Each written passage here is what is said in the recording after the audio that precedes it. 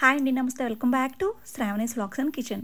ఈరోజు మన రెసిపీ వచ్చేసి వినాయక చవితి రోజున గణపయ్యకు ప్రీతికరమైన ప్రసాదాలలో ఒకటి ఉండ్రాళ్ళ పాయసం. ఈ ఉండ్రాళ్ళ పాయసాన్ని చాలా సింపుల్ ప్రాసెస్లో తక్కువ టైంలోనే రుచికరంగా ఎలా చేసుకోవాలో ఈ వీడియోలో చూపించబోతున్నానండి. ముందుగా స్టవ్ ఆన్ చేసుకుని ప్యాన్ పెట్టుకున్న తర్వాత 2 టేబుల్ స్పూన్ల వరకు నెయ్యిని వేసుకుని నెయ్యి కొద్దిగా వేడిన తర్వాత కొద్దిగా జీడిపప్పు, బాదం, కిస్మిస్ వేసి కాస్త వేగిన తర్వాత తీసి పక్కన ఉంచుకోవాలి. డ్రై ఫ్రూట్స్ లేని వాళ్ళు కొబ్బరి ముక్కలైనా వేయించి పెట్టుకోవచ్చు. ఇప్పుడు అదే ప్యాన్ లకు 2 టేబుల్ స్పూన్ల వరకు పచ్చి కొబ్బరి కానీ ఎండు కొబ్బరి పొడి కానీ వేసుకుని కాస్త వేయించుకోవాలి. పొడి లేని వాళ్ళు కొబ్బరి ముక్కలైనా వేసుకోండి. కాస్త వేగిన తర్వాత 1 కప్పు నీళ్లు వేసి 2 టేబుల్ స్పూన్ల వరకు బెల్లం వేసి బెల్లం అంతా కరిగిన తర్వాత ఇందులో 1 కప్పు వరకు పొడి బియ్యం పిండిని వేసుకుని లో ఫ్లేమ్ లోనే పెట్టుకుని మొత్తం అంతా కలిసేటట్టు బాగా కలుపుకోవాలి. ఈ విధంగా బాగా కలుపుకున్న తర్వాత మాత్రమే స్టవ్ ఆఫ్ చేసుకుని కాస్త చల్లారనివ్వాలి. పొడి బియ్యం పిండికి బదులు తడి బియ్యం పిండి అయినా వాడుకోవచ్చండి. కాస్త నీళ్లు తగ్గించి వేసుకోండి. తడి బియ్యం పిండి తీసుకునేవారైతే చపాతీ ముద్దను ఎలా అయితే బాగా నీట్ చేసుకుంటామో ఆ విధంగా బాగా కలుపుకోవాలి.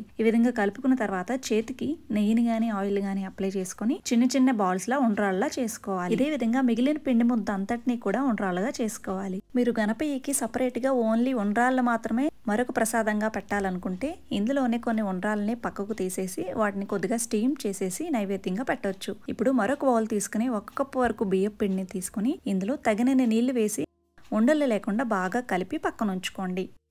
చూడండి, ఎక్కడా కూడా ఉండలు లేకుండా ఉండాలి. ఇప్పుడు ప్యాన్లోకి 2 టేబుల్ స్పూన్ల వరకు ఎండు కొబ్బరి పొడిని వేసుకున్నాను. కాస్త వేగిన తర్వాత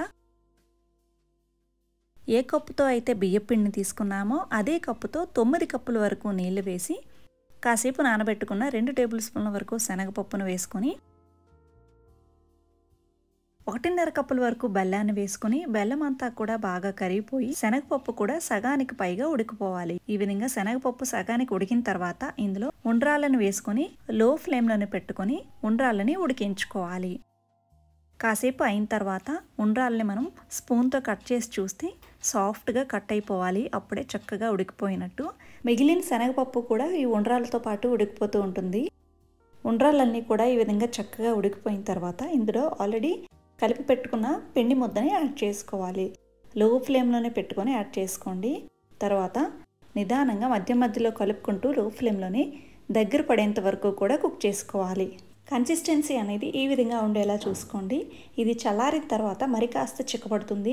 తర్వాత ఇందులో 1 టీ స్పూన్ వరకు ఇలాచీ పొడిని కూడా యాడ్ చేసుకొని ఒకసారి బాగా కలుపుకొని స్టవ్ ఆఫ్ చేసి పక్కన ఉంచుకోండి. ఇప్పుడు ఇందులో కాచి చల్లార్చిన పాలని 1 కప్పు వరకు యాడ్ చేసుకొని కలుపుకోవాలి.